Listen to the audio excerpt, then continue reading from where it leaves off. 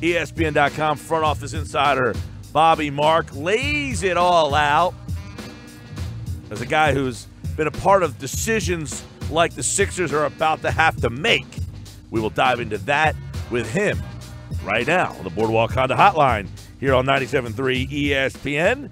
Bobby, welcome back to the show. How you been? I'm good, guys. How are you?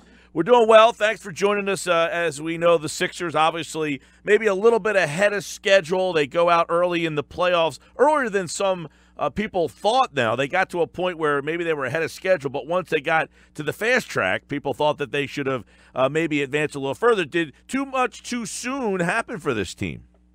I think so. I think we probably got caught up a lot into what happened after, March 1st. Certainly that winning streak when, with Joel out there, the playoff series against Miami, and then, the expectation was that this was an undermanned Boston team that you would be facing, and it would be almost a, clear path to an Eastern Conference final. So I think we probably, got the cart in front of the horse a little bit here.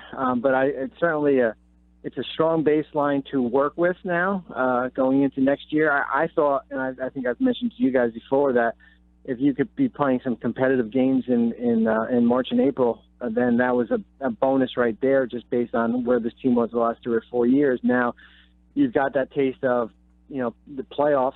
It's different than the regular season.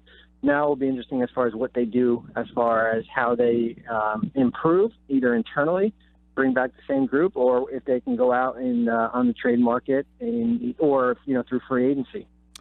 Let's go down some of the things that you touched on your article at ESPN.com, which our listeners can go check out from Bobby Marks. I love the categories, too. I mean, basically 3 different approaches of the way you could go, Bobby. I thought the titles of each approach were appropriate, too. Yeah, and they're all hard.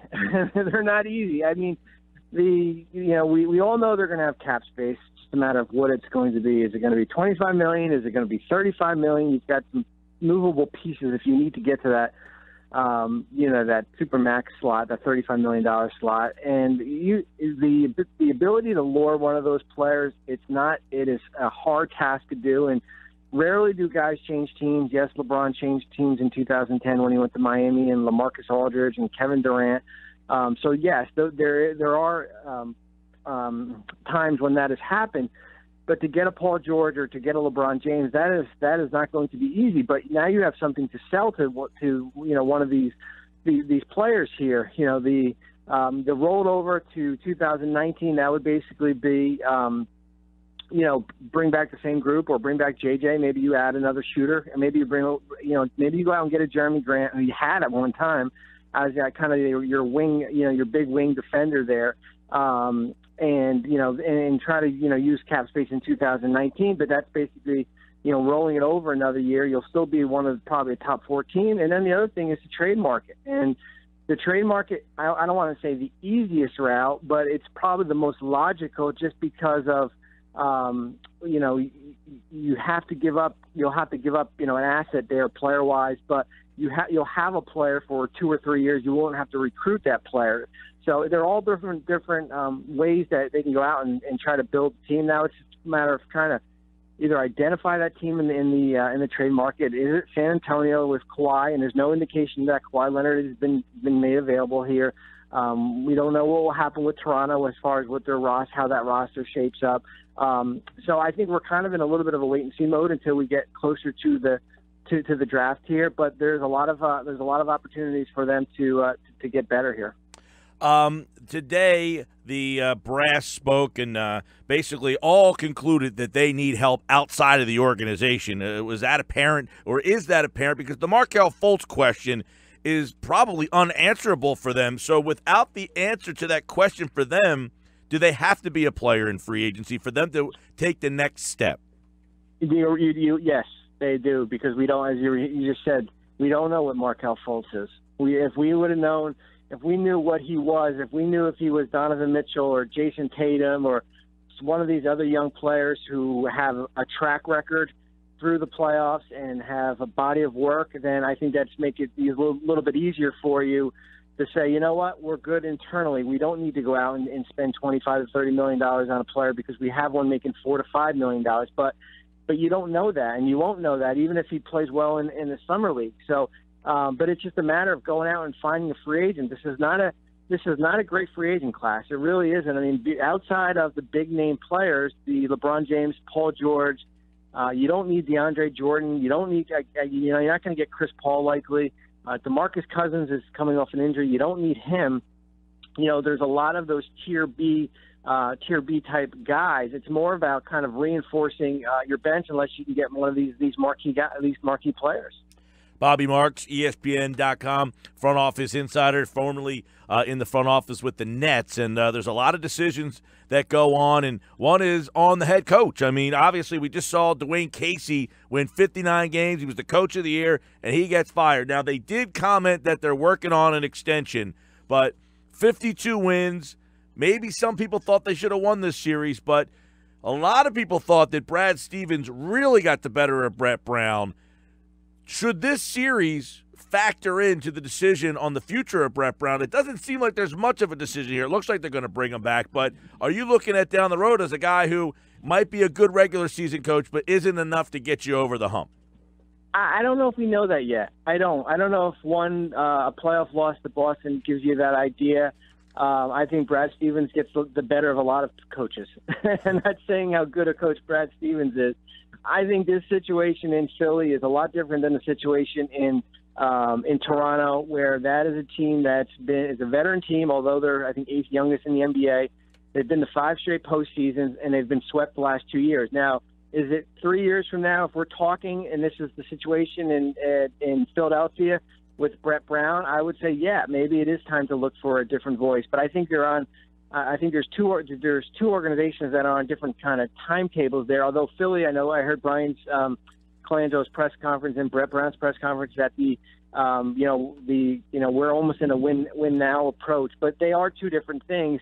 So I want to see Coach Brown in another playoffs, a couple playoff series to really get a true evaluation. I don't know if it would be fair to kind of say, you know what, we lost to Boston. They didn't have Kyrie. They didn't have Gordon Hayward here. Some other pieces were missing, and we lost in 5 games.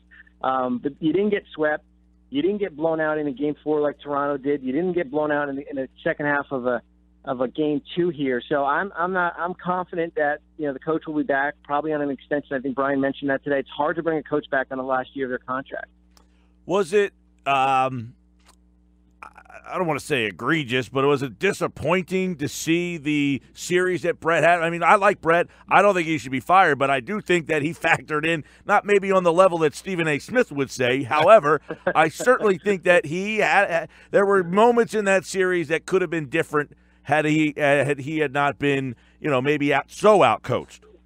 I think he'll probably watch these games in the offseason here, and I'm sure he'll keep a long journal as far as what he could have done different. And it's so much different than the regular season when you get into a 7-game series and it's like a chess match. You're moving pieces around. The same lineup that you have, and you saw it in game 4. You put, TJ hadn't started. You put TJ there at guard, and you have Covington come off the bench. It's, maybe that was a move that you would have done maybe a little bit earlier here. I don't know. I mean, that's something that this group, the coaching staff, will probably look at and see. I mean, they'll probably look at this and say we should have done 5 or 6 things differently that we saw, just watching it from a media standpoint. And hopefully that's correctable. And now if we get to a year from now and if the same thing happens, then I would say, yeah, maybe we need to start looking at something different. Bobby, how much of that was that maybe Brett Brown didn't have any more clubs in his bag? If you're going to use the golf analogy, you're only allowed 14 clubs, and he was down basically to his last club. You're right. I don't know how many more moves. The TJ move, put him into the lineup, and that's almost as drastic as a move that you will get. But you're down 3-0, so you're basically grasping at anything you can. In a 7-game series here, and you're right. I mean, this is kind of who you're dealt with, and you make the best of it. If you were working for the Sixers front office, Bobby, how would you advise them with J.J. Redick, Bellinelli, Ilyasova, all these guys, free agents, major parts of the offense, and you can't sign them all, right? You're right. I mean, Bellinelli and Ilyasova are hard just because you've got non-bird rights, so you can only pay them up to, I mean, JJ too, but he's working off such a high number that if you want JJ Redick back, you can get JJ Redick. Now, it's a matter of it's not going to be in the 20s. I think that number was, based on circumstances this summer. I think that the main thing is that they're going to have to do is, if it is a LeBron James that they are chasing, or Paul George, that you make sure that you have these guys on speed dial, or that you have a contract lined up, and in case of James, stringing this process out. And I wrote about it. I mean, you look at LeBron's track record the last 2 years, 2010, 2014, it's been 11 to 12 days into July. And I don't think that's something that Philadelphia can wait, because maybe some of their own free agents are going to be gone by then. So you've got to have a working relationship with the front office and their agents as far as to let them know where they stand, have a comfort level as far as what a number could be. And if you don't get it, one of these players, then you kind of go right to plan B.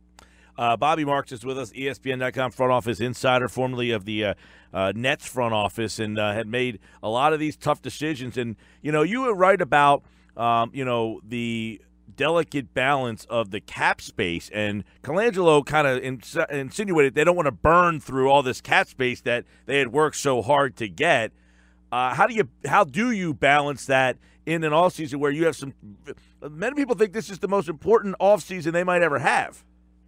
Well, you're right, and I wrote about it, you've got a 2-year window, and the 2-year window is basically that because you've built your roster on these draft picks, eventually you're going to have to pay Ben Simmons. Eventually you're going to have to pay Dario Saric, and that's coming in 2020.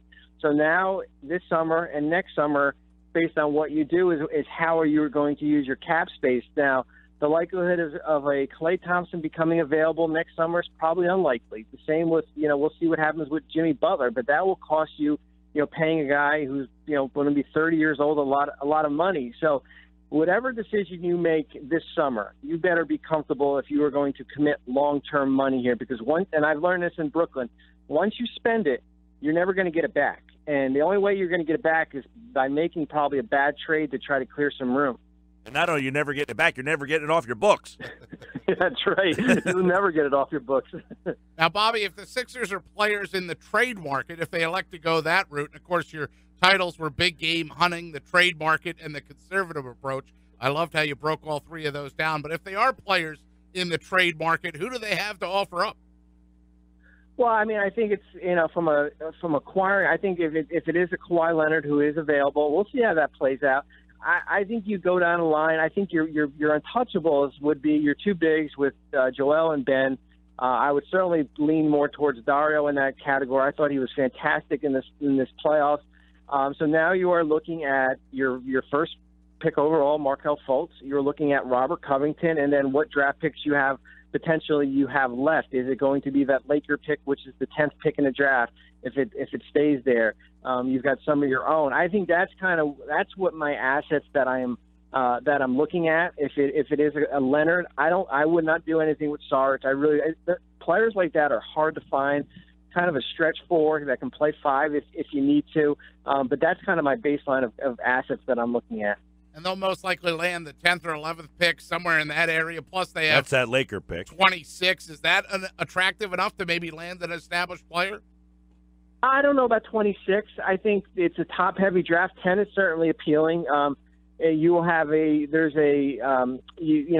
the bigs up top with DeAndre Ayton and Marvin Bagley and Wendell Carter, Luka Doncic is a wing. You've got Trae Young in that mix, Colin Sexton, who are guards. Philadelphia is staring right at Mikal Bridges, who you guys know a lot about. There's Miles Bridges there at 10. So that pick 10 is more appealing, certainly, than 26. I think if it's 26, it's probably more of a team that doesn't have a first, that's looking into getting into the first, and maybe you get a future pick. And you also have 4 seconds, so that's something else to watch as far as what does Philadelphia do with, you can only have 15 roster spots in there, and they've got a lot of those filled already. So what happens to you trade out of the second, you maybe get an asset down the road? Is it a future first that you can use, and if there's a deal to be made? And I was thinking of maybe packaging them 10 and 26 together. Well, that is appealing. To get into the lottery at 10, if you have that pick, if it doesn't jump to 2 or 3 in this draft, you are going to get a very good player at pick 10. I don't know if I can make the case for next year right now. Bobby Marks with us. All right. So Brian Colangelo, Brett Brown, and Brass are sitting around. The biggest discussion has got to be Markelle Fultz, right? I mean, that is the make-or-break decision of the entire franchise, is it not? It is. I thought we would have had the Markelle Fultz questions would have been answered when he returned in mid-March there.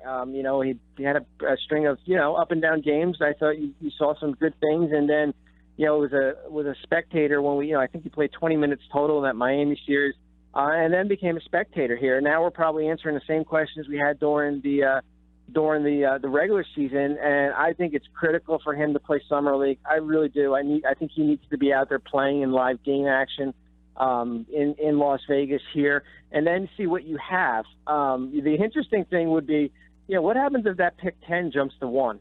I mean, now you're facing, and it's a good problem. Now you're facing DeAndre Ayton or Luka Doncic, two positions that you have already, and then that's used as an asset. But you're right. The Fultz dilemma, as far as what happens with him, is critical. I mean, I heard Brian say that if he had a mulligan, he wouldn't do it. The deal over. He would stick to his guns and do the deal. But I don't know if he can answer that question. 3 years from now, if we're still trying to figure out what Markelle Fultz is. By the way, Bobby's referencing the fact that the Sixers have about a 2% chance, or maybe even less than that, right, that pick the Lakers have would go all the way up to number 1. Most likely it will be about 10 or 11, but there is a small percent chance that it could jump all the way up to number 1. If it's 2, 3, 4, or 5, it would go to Boston, and that would be a punch in the gut. Well, it can only be 2 and 3. You can't get to 4 and 5, so you're looking at 2 and 3, and yeah, that would not be. I guess the good thing is that you keep that Kings pick for next year, but to give the Celtic team pick 2 or 3 in a very good draft, and it would be either Doncic or Marvin Bagley.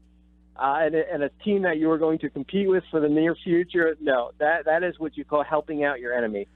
They tried to ask Brett and Brian in multitude of ways today about a guy like LeBron James, and Brett was asked about a ball-dominating player if they added him, and he laughed. He said, look, it's not calculus. We'd make it work. But how much of that is discussed like, hey, we've got a Ben Simmons. Do we really – I know it's ridiculous to suggest if LeBron James knocked on the door at Camden in the practice facility over there and said, hey, guys, I want to come here, I'm sure they're not going to say no. But is that a discussion that the brass would have of, do we really want to try to mess with Ben Simmons, or is Brett Brown right that we would figure out a way?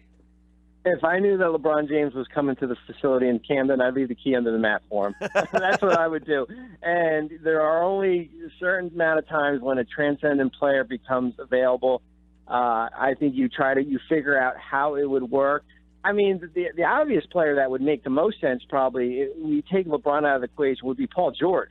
I mean, that would be the player there. I don't know if Paul George is ready to move if it's not Los Angeles from Oklahoma City there. But that would be the guy that I would zero in on, of course, besides LeBron, because I think Paul would fit in perfectly there, and it wouldn't cost you anything. I mean, you could put Paul at the 3, one of the best of defenders in the NBA, and then you can have Covington come off the bench, and you can throw out a different lineups there. So I think Paul is a little bit easier. I think LeBron, you figure out if you were able, to get that commitment. I want to go back to the Fultz thing real fast. Do you think the front office was disappointed that maybe Brown didn't use him more in the playoffs, or do you think they were all on the same page? Or are there times when the GM and the assistant GMs and guys say, hey, Brett, we drafted this guy number 1. Why aren't you using him? And that's the beauty of the playoffs. And I think we all get caught up in the playoffs, and we think I think a lot of it had to do with how the season ended, that, hey, you know what, we're not a team that's going to likely lose in the first round. We could do something here. We could get to an NBA Finals. We could get to an Eastern Conference Finals.